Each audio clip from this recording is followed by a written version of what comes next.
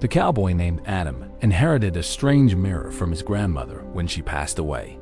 Every morning he looked into it and saw a woman's silhouette standing directly behind his reflection.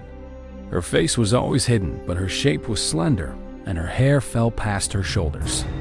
Adam searched for that woman for 10 years across 3 states and every local dance. He never found her, but the mirror showed her every dawn without fail or explanation. Adam stopped dating because no real woman could compete with a ghost he could not touch. A blind photographer named Echo arrived at his ranch to capture the textures of old Montana. She could not see, but she ran her fingers over fence posts and saddles and dried flowers. Adam watched her work and felt something shift in his chest like a key turning in rust. Echo asked if he had any interesting objects, and he mentioned his grandmother's antique mirror. She touched the glass and her fingers stopped moving, and her face went pale and confused. "There is a woman here," Echo whispered. "I can feel her warmth behind the glass. She is smiling." Adam's heart stopped because no one had ever described the silhouette without seeing it first. "What does she look like?" he asked with a voice that cracked like old leather in winter. Echo traced the mirror's surface and said, "She has long hair and a small nose, and she is happy." She continued, "She feels like rain on dry ground. She feels like someone who has been waiting." Adam fell to his knees because Echo had just described the silhouette and herself in the same breath. He said, "That woman is you. The mirror has been showing me you for 10 years, but I never knew your face." Echo turned toward his voice and said, "That is impossible. I am blind. Mirrors do not show blind women." Adam took her hand and placed it on his own cheek and said, "Then feel my face and tell me what you find." Echo traced his jaw and his nose and his eyebrows, and her hands began to shake with recognition. She whispered, "I have felt this face before, in my dreams. Every night for as long as I can remember."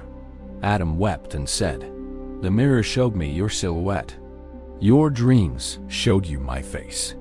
We have been loving strangers." Echo asked him to describe her reflection, and he said, "You are slender and your hair falls like water over rocks."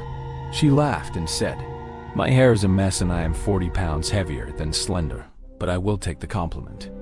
Adam laughed too, because her laugh was exactly the sound he had imagined behind the silhouette for 10 years. He asked her to stay on the ranch so he could learn her by touch the way she learned the world. Echo agreed because she had never met a man who saw her without needing to see her at all. That night, Adam looked into the mirror, and the silhouette was gone because she was standing in his kitchen. The glass showed only his own face and empty space behind him, and he smiled for the first time in years. He walked to Echo and took her hand and said, "The mirror is empty now. You are here. That is better than any reflection." Echo touched his face again and said, "Your cheek is wet. Are you crying? Why are you crying?" Adam said, "Because I spent 10 years chasing a shadow and the real thing cannot see me, but chose me. Anyway." She kissed him gently, and her fingers traced his lips afterward to memorize the shape of their first kiss. He asked her what she was doing, and she said, "I am photographing you with my hands, so I never forget." Adam said, "You do not need to remember my face. You need to remember my heartbeat, because that is where I live." He placed her palm over his heart, and Echo felt the steady thump and smiled with tears on her cheeks. She said, "Your heart is louder than any mirror. I can hear it from across the room when you walk in." Adam proposed to her 1 month later in front of the antique mirror that had shown him her ghost. He knelt and said, "I have been proposing to your silhouette every morning for 10 years. Now I ask the real you." Echo knelt too and touched his face and said, "I have been saying yes in my dreams every night for 10 years. So yes." They got married in the barn with the mirror as their altar, and no guests except the horses and the wind.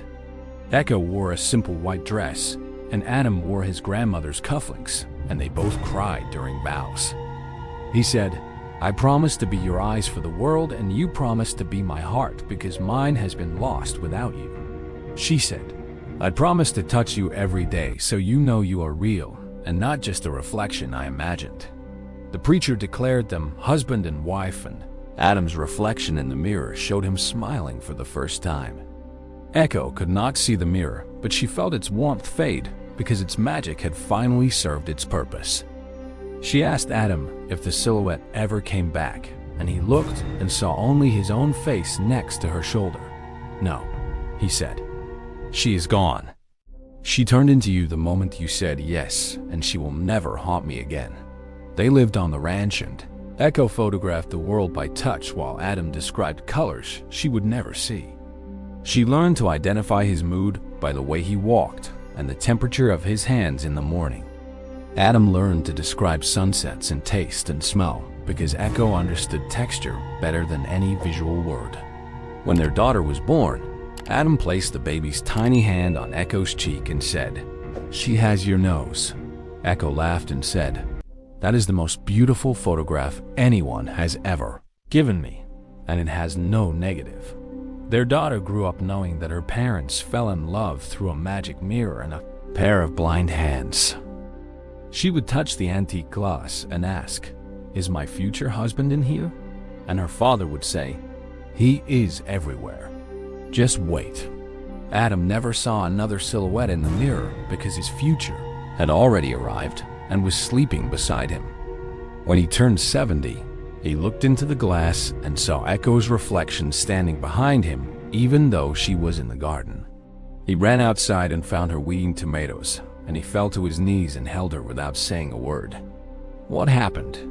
Echo asked, and he said, "The mirror showed me your ghost again. It means you are going to leave me soon." Echo held his face and said, "Then let me leave before you wake up every morning so I can surprise you by coming back." She died 3 months later, and Adam buried her with the antique mirror placed over her heart like a second blanket.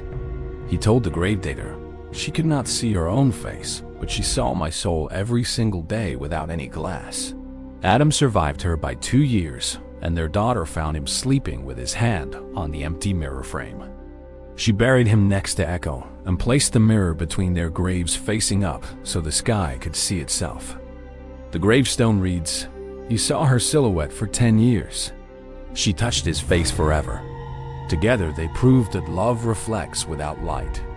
Every year blind couples visit the grave and touch the mirror and say they feel warmth and smiling and rain on dry ground. Adam and Echo proved that the truest sight is not in the eyes, but in the hands that refuse to let go of what they cannot see. If you have been chasing a shadow, stop running. The real thing is probably standing behind you, waiting to be touched instead of seen. Subscribe to Stories Hub, official for more emotional Western romances about love that does not need a single pixel or mirror or photograph. Share this video with someone whose face you would recognize in the dark because you have memorized it with your heart, not your eyes.